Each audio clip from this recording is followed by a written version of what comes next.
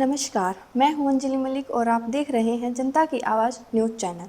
जनता की आवाज़ news channel के सुबह सवेरा कार्यक्रम में आपका स्वागत है। आज है 5 अगस्त 2026, विक्रम संवत के अनुसार 2083 श्रावण मास के कृष्ण पक्ष की सप्तमी तिथि। चलिए देखते हैं आज की कुछ मुख्य खबरें। भारतीय रिजर्व बैंक की मौद्रिक नीति समिति आज बैठक के बाद रेपो रेट पर फैसला सुनाएगी। आधिकारिक विशेषज्ञों का मानना है कि इस बार ब्याज दरों में बदलाव देखने को मिल सकता है। आरबीआई के इस फैसले का सीधा असर होम लोन, वाहन लोन, ईएमआई और शेयर बाजार पर पड़ सकता है। पूरे देश की निगाहें आज इस फैसले पर टिकी हैं। संसद के मॉनसून सत्र में आज कई महत्वपूर्ण विषयों और राष्ट्रीय मुद्दों पर चर्चा होने की संभावना है। विपक्ष महंगाई, बेरोजगारी और अन्य मुद्दों पर सरकार से जवाब मांग सकता है।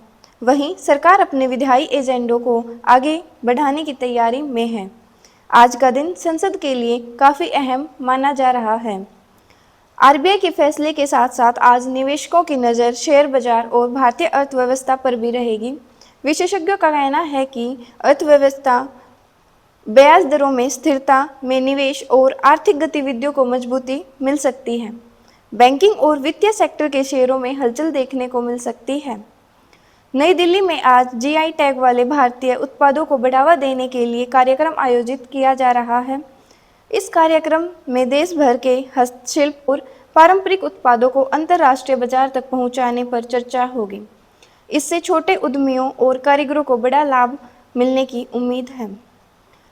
अंतर्राष्ट्रीय बाजार में तेल की कीमतों और वैश्विक आर्थिक गतिविधियों के बीच निवेशकों की नज़र भारतीय बाजार पर बनी हुई है।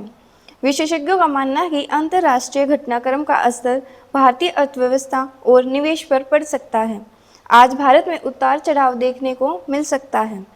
केंद्र और राज्य सरकारें सरकारी सेवाओं को डिजिटल बनाने की दिशा में लगातार काम कर रही हैं। कई विभागों में ई ऑफिस और ऑनलाइन सेवाओं का विस्तार किया जा रहा है। इसका उद्देश्य सरकारी कामकाज में पारदर्शिता बढ़ाना और आम लोगों को तेज सेवाएं उपलब्ध कराना है। पश्चिम एशिया और अन्य वैश्विक क्षेत्रों में जारी घटनाक्रम पर भारत लगातार नज़र बनाए हुए है। विदेश मंत्रालय ने कहा है कि भारतीय नागरिकों की सुरक्षा सरकार की सर्वोच्च प्राथमिकता है और जरूरत पड़ने पर हर संभव सहायता उपलब्ध कराई जाएगी। हरियाणा सरकार ने सभी सरकारी विभागों में ई ऑफिस प्रणाली की अनिवार्य करने की प्रक्रिया तेज कर दी है। सरकार का कहना है कि इससे फाइलों का निपटारा तेज होगा, पारदर्शिता बढ़ेगी और सरकारी कामकाज पूरी तरह डिजिटल होगा। अधिकारियों का निर्धारित समय सीमा में व्यवस्था लागू करने के निर्देश दिए गए हैं।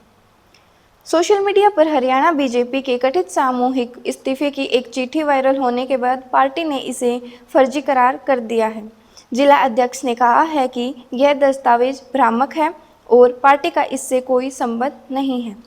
लोगों से केवल आधिकारिक जानकारी पर भरोसा करने की अपील की है।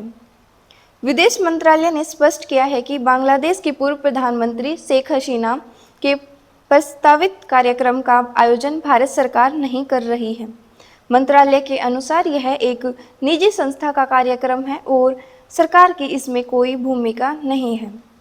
अमेरिका और पश्चिम एशिया के घटनाक्रम के बीच वैश्विक शेयर बाजारों में सतर्कता बनी हुई है। भारतीय निवेशक भी अंतर्राष्ट्रीय हालात और आरबीआई के फैसले पर नज़र रखे हुए हैं। विशेषज्ञों का मानना है कि आने वाले दिनों में बाजार में उतार चढ़ाव जारी रह सकता है। संसद के मॉनसून सत्र में आज कई महत्वपूर्ण विषयों पर चर्चा हो सकती है। विपक्ष विभिन्न राष्ट्रीय मुद्दों पर सरकार को घेरने की तैयारी में है, जबकि सरकार अपने विधायी एजेंडों को आगे बढ़ाने का प्रयास करेगी। आज की कार्रवाई पर सभी दलों की नज़र रहेगी। केंद्र सरकार भारतीय जीआई टैग वाले उत्पादों को वैश्विक बाजार तक पहुंचाने के लिए नई पहल शुरू कर रही है। विशेषज्ञों का मानना है कि इससे स्थानीय कारीगरों, हस्तशिल्प और छोटे उद्योगों को बड़ा लाभ होगा। इस दिशा में नई योजनाएं पर काम चालू है। केंद्र सरकार ने 5 और 6 अगस्त को मेटा की वैश्विक टीम को नई दिल्ली में बैठक के लिए बुलाया है। बैठक में सोशल मीडिया प्लेटफॉर्म पर बच्चों से जुड़े आपत्तिजनक कंटेंट, एआई से बने कंटेंट और अकाउंट मॉडरेशन जैसे मुद्दों पर चर्चा होगी। सरकार ने डिजिटल सुरक्षा और जवाबदेही पर अपनी चिंता जताई है। नई दिल्ली में 17 से 23 अगस्त तक होने वाली बैडमिंटन विश्व चैंपियनशिप की तैयारियां अंतिम चरण में पहुंच गई हैं। आयोजकों ने स्टेडियम में खिलाड़ियों के लिए बेहतर सुविधाएं, सुरक्षा और आधुनिक व्यवस्थाएं सुनिश्चित करने का दावा किया है। भारतीय की स्टार खिलाड़ी पीवी सिंधु सहित कई बड़े खिलाड़ी इसमें हिस्सा लेंगे। अमेरिका, यूरोप और एशियाई बाजारों में संकेतों के बीच भारतीय निवेशक आज पूरे दिन सतर्क रहेंगे। विशेषज्ञों का कहना है कि वैश्विक बाजार की चाल का असर भारतीय शेयर बाजार पर देखने को मिल सकता है। निवेशकों को सोच समझकर निवेश करने की सलाह दी गई है। केंद्र सरकार डिजिटल प्लेटफॉर्म पर सुरक्षा और जवाबदेही बढ़ाने के लिए देश में लगातार कदम उठा रही है। सोशल मीडिया कंपनियों के साथ बैठकों का दौर जारी है। सरकार का कहना है कि ऑनलाइन सुरक्षा और नियमों का पालन सर्वोच्च प्राथमिकता है। देश भर में आगामी अंतर्राष्ट्रीय प्रतियोगिताओं की तैयारियां तेज हो गई हैं। विभिन्न खेलों के राष्ट्रीय प्रशिक्षण शिविरों में खिलाड़ियों का अभ्यास जारी है। खेल मंत्रालय ने खिलाड़ियों को विश्व स्तरीय सुविधाएं उपलब्ध कराने की प्रतिबद्धता दोहराई है। अब बात करते हैं मौसम की। भारत मौसम विभाग ने मध्य प्रदेश, असम और केरल समेत कई राज्यों में भारी से अत्यधिक बारिश का रेड अलर्ट जारी किया है।